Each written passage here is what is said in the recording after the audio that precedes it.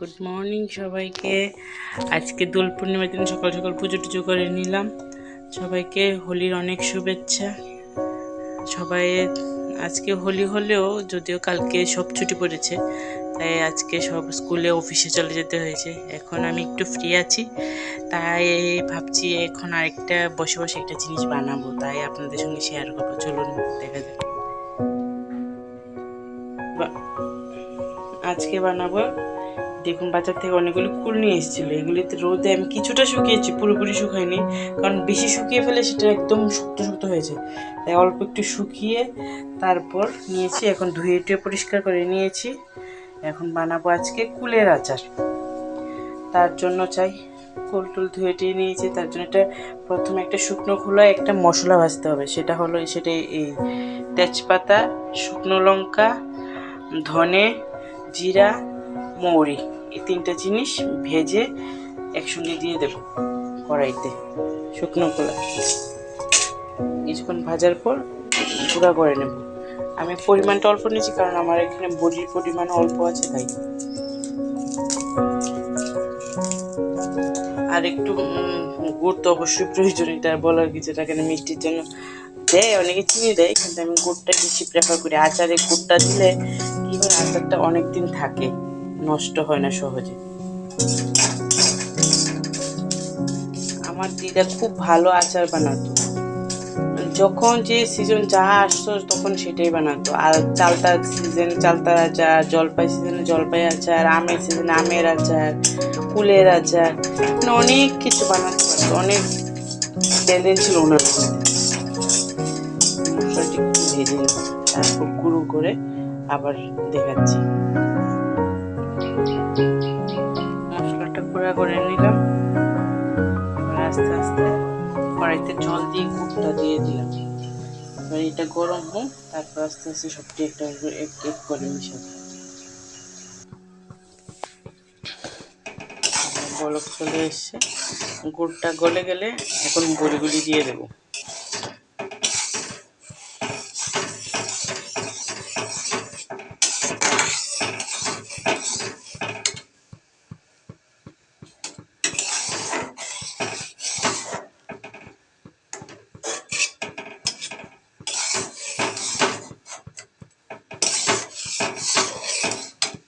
এখন কুলগুলি দিয়ে দেবো। আমাদের লোকাল ভাষায় আমরা বড়িও বলি, এমনিতে তো কুল বলে ঠিক আছে সবাই, কিন্তু আমরা বড়িও বলি। এবার আস্তে আস্তে নেড়ে চেড়ে ভালো করে পাক দিতে হবে।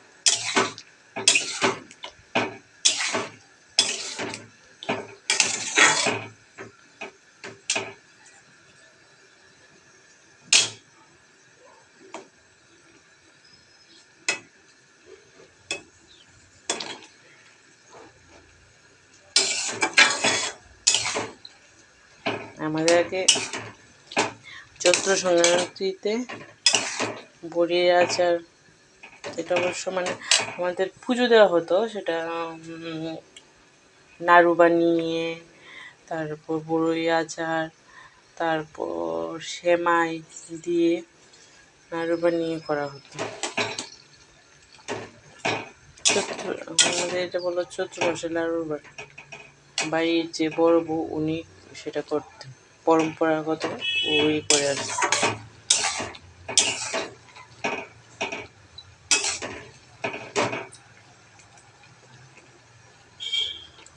10-15 মিনিট এভাবে পাক হতে থাকবে।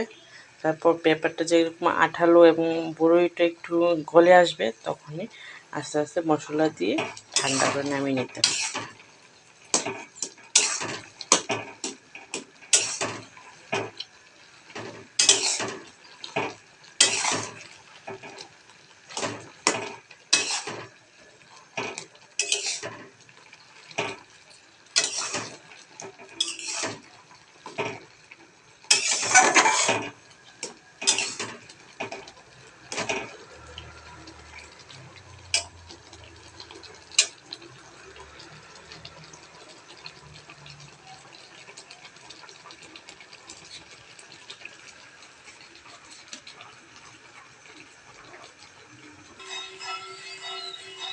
দেখুন কিছুটা আঠালো ভাব হয়ে এসেছে। আমি আপনাদের সঙ্গে আরেকটা জিনিস বলতে ভুলিয়ে গেছি, লবণ দেয়নি, তারপর লবণ দিয়েছি।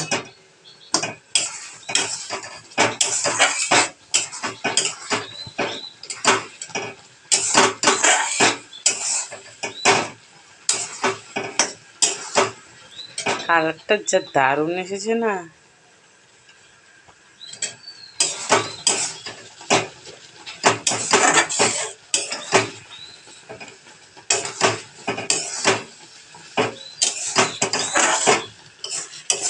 আমি জানি না ঠিকঠাক বানালাম কিনা, আমি প্রথম বানিয়েছি।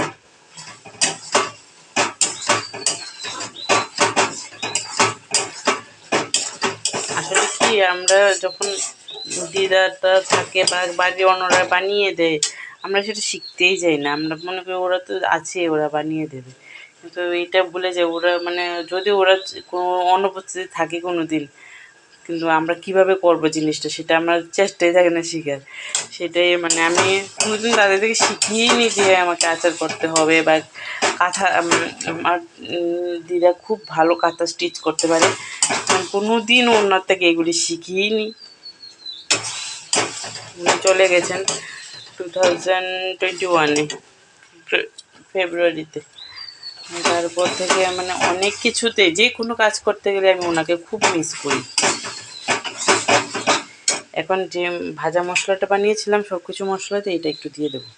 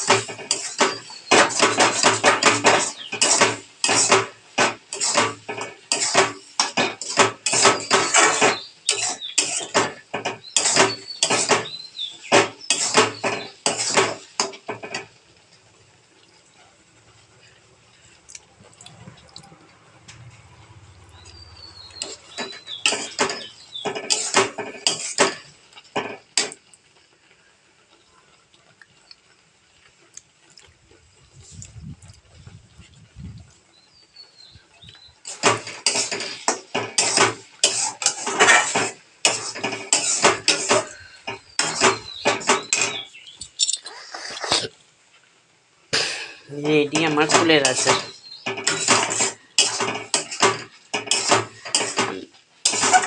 এখন জাস্ট ঠান্ডা হলে নামিয়ে এই যে কাচের বয়মে ঢুকিয়ে ফ্রিজে রেখে দেবো, যখন মন চায় খেয়ে নেব। চলো টাটা। দেখো এবং আমার এই ভিডিওটা পারলে একটু শেয়ার করো। Thank you.